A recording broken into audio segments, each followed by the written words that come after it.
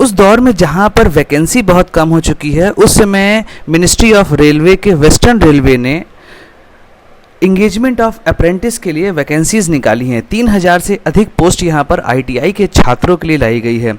यहाँ पर जान लेते हैं कि आपको ये फॉर्म कब से भरना शुरू करना है, क्या क्या क्वालिफ़िकेशन है और किस किस डिपार्टमेंट के लिए यहाँ पर वैकेंसीज़ आई हुई हैं। चलिए तो इस वीडियो में हम लोग इसी के विषय में बात करेंगे।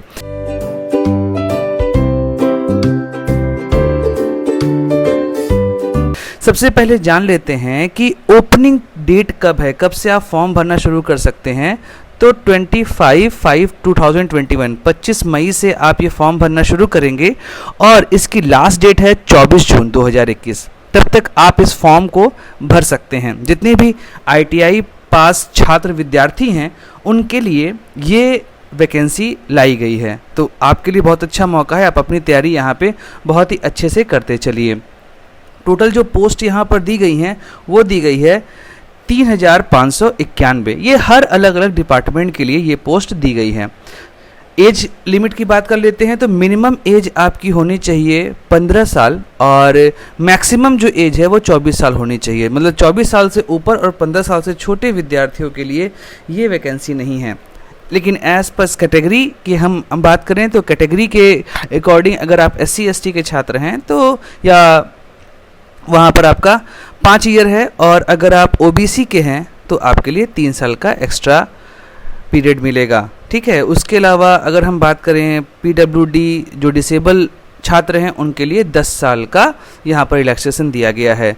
सेम चीज़ एक्स सर्विसमैन के लिए भी 10 साल का रिलैक्सेशन यहाँ पर दिया है, पर आपको अपना एक्स सर्विसमैन का सर्टिफिकेट जो है वो यहाँ पर लगाना पड़ेगा। उसके बारे में हम लोग आगे बात करते हैं।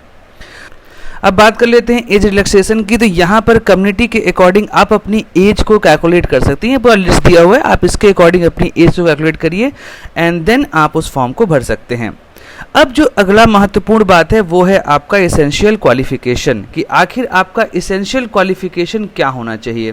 तो आईटीआई पास छात्रों के लिए सबसे महत्वपूर्ण है कि मैट्रिकुलेशन अर्थात 10th क्लास, उसके वहाँ पर आपका मिनिमम कितना होना चाहिए, 50% होना चाहिए। और टेक्निकल क्वालिफिकेशन आईटीआई सर्टिफिकेट जो है वो भी आपके पास होना चाहिए जिस भी ट्रेड से आप करना चाह रहे हैं। कौन कौन सी ट्रेड यहाँ पर है, तो यहाँ पर है filter, welder, Turner, machinist, carpenter, painter, machine diesel, आपका मैकेनिक, फिर कंप्यूटर ऑपरेटर, फिर इलेक्ट्रीशियन, इलेक्ट्रॉनिक मैकेनिक, वायर में इलेक्ट्रीशियन, रेफ्रिजरेशन, प्लम्बर जिसमें पाइप फिटर आता है, और प्लम्बर जिसमें प्लम्बिंग आएगा, ड्राफ्टमैन और स्टेनोग्राफी। ये सारा आपका यहाँ पर जो ट्रेड दिया हुआ है इसी ट्रेड से आपको अपना आईटीआई कंप्लीट करना होगा। उसके बाद ही आप ये फॉर्म भर सकते हैं। अगर आप इस डिपार्टमेंट से अलग किसी डिपार्टमेंट के हैं तब ये वैकेंसी आपके लिए नहीं है।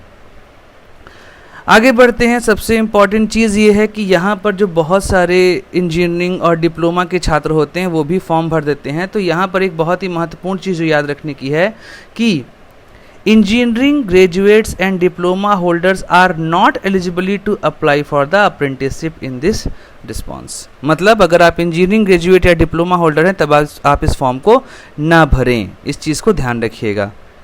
अगली बात कर लेते हैं यहाँ पर, और वो हमारा ये है कि जो एक्स सर्विसमैन हैं उनके लिए डिस्चार्ज सर्टिफिकेट या आर्म्ड फोर्स सर्विंग सर्टिफिकेट जो है वो लगाना कंपलसरी होगा यहाँ पर।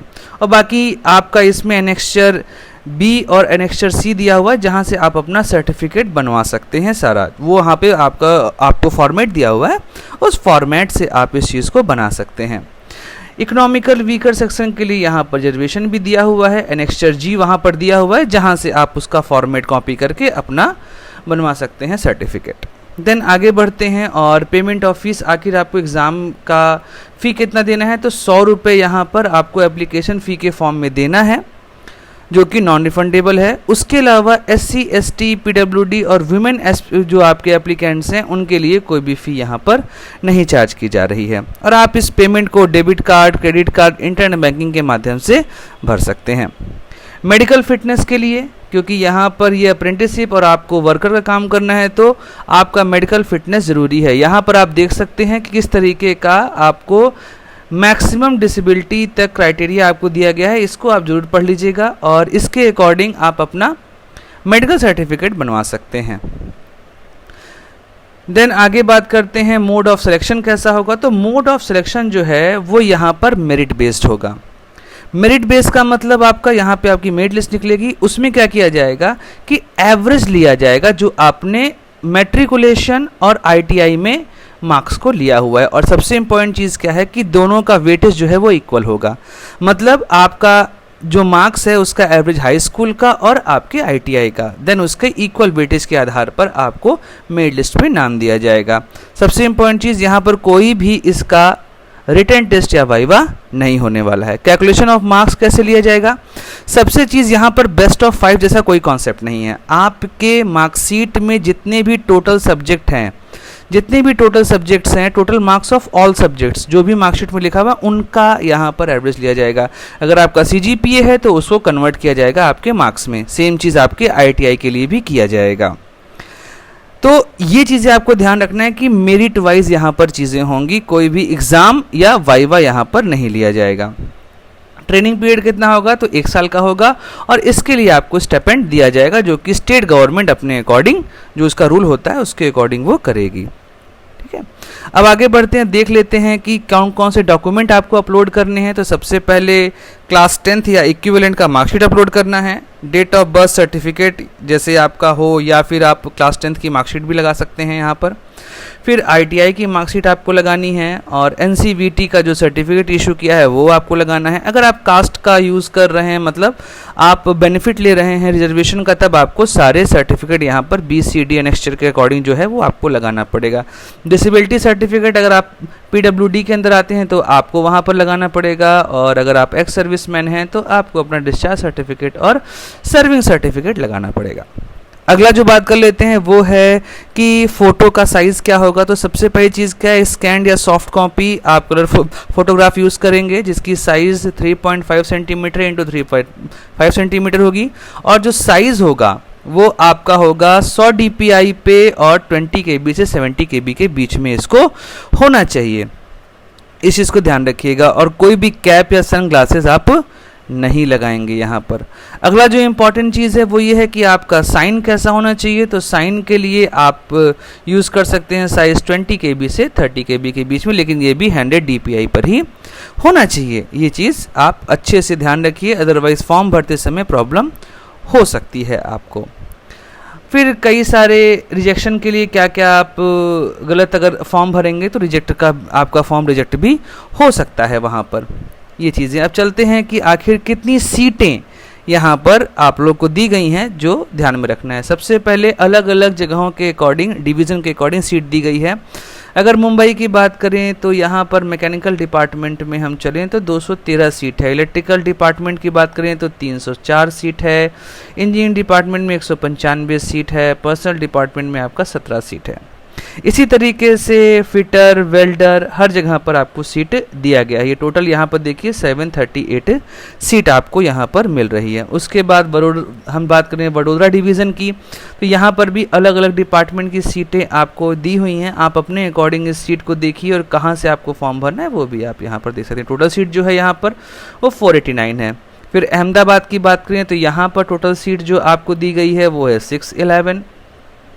रतलाम की बात करें तो यहाँ पर जो आपकी टोटल सीट है वो आपकी है 434। फिर राजकोट में चलें तो राजकोट में टोटल है 176। भावनगर में चलें तो भावनगर में टोटल सीट आपकी 210। फिर इसी तरीके से हर डिपार्टमेंट का आपको यहाँ पर सीट दिया हुआ है। उस सीट को जब आप टोटल करेंगे तो ग्रैंड टोटल आपका आता है 3591 पोस्ट आपको यहाँ पर दी गई हैं टोटल, जिसमें अनरिजर्व्ड के लिए 1447 1447 पोस्ट, SC के लिए 538, ST के लिए 270, OBC के लिए 966, EWS के लिए 370। ये टोटल सीट आपको यहाँ पर दी गई है। उसके अलावा ये सब कैटेगरी यहाँ पर आपको और मिल रही है। तो इस तरीके से अगर आप देख रहे हैं तो आपके लिए ये पूरी वैकेंसी आई हुई है जो मेरिट बेस्ड होगी, और आप इसके लिए तैयार रहिए। फॉर्म को अपना भर दीजिए, डेट याद रखिए, क्योंकि इस दौर पे जहाँ पे नौकरियों की संख्या बहुत कम हो चुकी है वहाँ पर ऐसे मौके आपको चूकने नहीं चाहिए। चलिए तो अपने इस पूरे फॉर्म को भरिए, कंप्लीट करिए और नौकरी के लिए आप अपने तैयार हो जाइए। मिलते हैं अगले वीडियो में, तब तक हंसते रहिए, मुस्कुराते रहिए और भारत माता की जय गाते रहिए।